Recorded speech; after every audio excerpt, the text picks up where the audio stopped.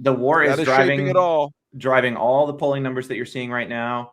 And it's driving all the policy that's being made. You know, this is the sole focus. And when Americans think about the war, they think about the rising price at the pump. And that is translating into some very, very toxic polling for the president and the party.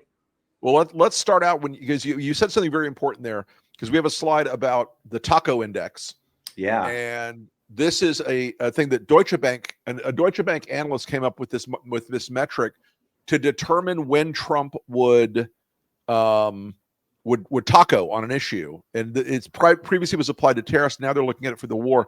It's a combination of market movement and Trump's approval rating, right? Yep. Trump's approval rating and the U.S. 10-year U.S. Treasury yields, 20-day change in the S&P 500, and 1 year forward inflation. So it's a bit of a complex measurement, but you can see on Liberation Day it spiked hugely, and he did taco here and there. There's another spike in the middle of July. I think that one was also to do with tariffs. And you got the government shutdown, and then we've got the start of the Iran war. And it spiked hugely. The pressure index spiked higher than it was on Liberation Day, and it started to decline somewhat. But, I still think it's a real possibility that he backs out. Of course, that is going to be catastrophic. Going to get harder after tonight. Yeah, of course. And he plans this ground invasion, of course, when markets are closed.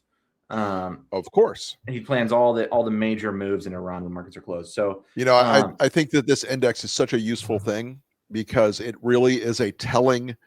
It peels back the curtain on his behavioral drivers. Right. The other part of it that I love is that it's from Deutsche Bank, which was Trump's lender, guys, for decades, because nobody else would touch his poisonous, crappy brand. Yeah. And Trump is extraordinarily sensitive to the markets, more so than any president we've ever had. Oh yeah. And things are definitely slipping in a significant way. Sure. Between that and the polling, which is what we've been talking about, and this is Trump's approval. This is approval on military action in Iran. Right. Almost uniformly negative, except for farther back there with the Rasmussen polling. But all the I just write off Rasmussen from the top anyway these days. Their thumb is so far on the scale, I don't even acknowledge it. Right. So the three most recent polls, and even the fourth most recent poll, show pretty widespread disapproval of the military action in Iran. Reuters Ipsos had it at -26. Fox had it at -16, which is pretty bad. He's pretty upset about that. Remember, Fox is a good poll, a good outlet for polling. Actually, folks, just remember, this is a true fact. You may hate Fox, but they have a legitimate public polling operation. It is. We've never understood why, but the numbers are very consonant with ours and other people's numbers. Yeah. And Trump is, of course, furious that Fox News is mad, scorching him in this way. But there's really no way around it. If you dig into any of these polls, you can see that the base of support for the war is shrinking where it was already tiny. What's left is the really, really hardcore MAGAs and people who maybe aren't paying as much attention. But it's going to be really hard to avoid this polling collapse on a wider scale gas prices go up and up and up. And that trend line has been consistently going vertical. And still the top issue for most people is inflation. And it's, this is only going to exacerbate the problem. There's no argument now from any pollster anywhere, even the most MAGA inflected Rasmussen style pollster. His numbers on inflation and cost of living are 40 to 45 points underwater. Worse than Biden here. Worse than Biden. Trump's approval rating on the economy. It's just lower than Biden's lowest rating. I just want people to remember how bad it was, how bad people thought the economy was during Biden's term. And it's, it is talked about in the media, how people are suffering and all that, but the scale is not the same as what we heard during the Biden administration of, the inflation crisis.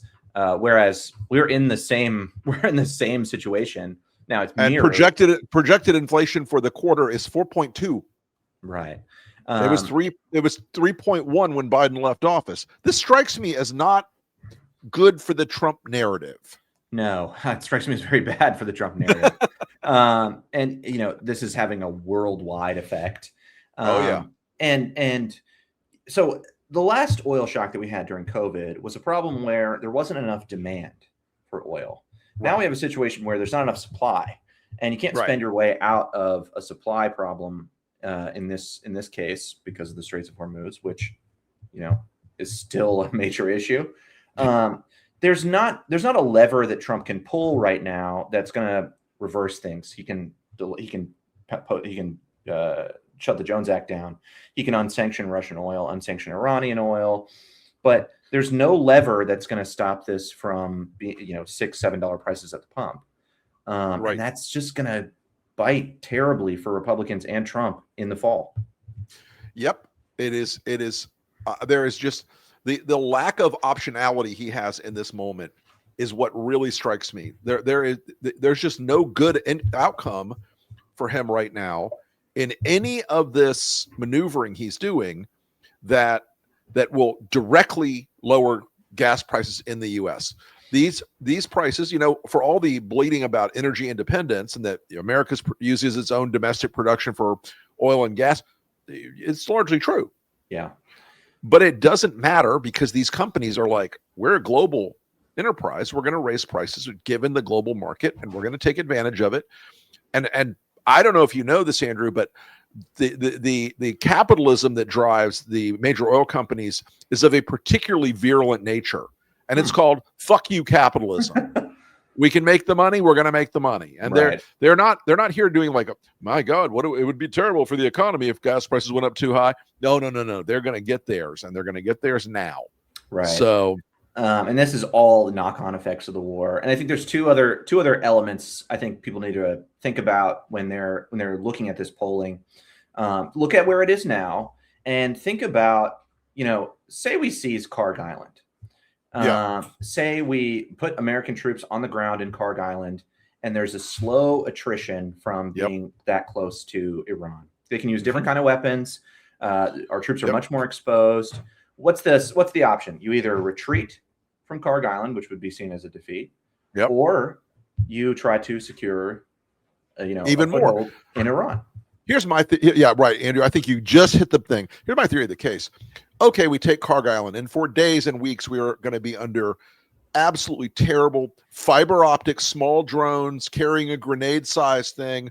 It takes a little lump about the size of your fist of explosives to blow up and kill a man. And so they'll fire 10, 20, 30,000 of these little fuckers across Karg Island, which is easily in range for these fiber optic systems. And then the military is going to come back and go, okay, we have to secure a beachhead to push this back. So we protect our forces on Karg Island. Mm-hmm. And it just starts to spiral and out of control. The victory disease ratchet of one more deployment and we're going to make it is not a good one. Yeah, well, the market's certainly looking forward to tonight's festivities. No, they're scared. I mean, they're really scared, I think. The markets have been resilient for all of this. They've bounced back. They've, plugged their ears when really bad things are happening. But that just won't last very long. And it's not currently holding up. I mean, we're going into a correction now, would you say? Yeah, I would say I think we'd say we're in it or going into it. We're in a correction. Sure. Now, could it, ebb and flow? I think certainly. Yeah. But call it a noisy correction, I guess. Yeah, I would say. Yeah. And they point to the Dow as their big winner moment. Oh, the Dow's at 50,000. It's not been at 50,000 for 2 weeks. Yeah, it's been a minute. Yeah, and when Trump loses the base of support, not only among MAGA but within Wall Street, that becomes a much more serious crisis. This is a sign that Wall Street has finally said, okay, we're not going to play the game of letting Trump fool us by saying he's going to back off a little and you go back and forth. They're now, and we were way overdue for a sell-off anyway. Yeah, we But- were. We're far past due. Yeah. But the pressure to the Trump administration is coming from all sides. The markets, Oh, yeah. price of oil, our allies, his own base, polling, all of this is just going to converge on him. It's already converging on him. And you can tell he's just erratic over all this. And folks, every week we tell you it couldn't get worse, and it got worse again.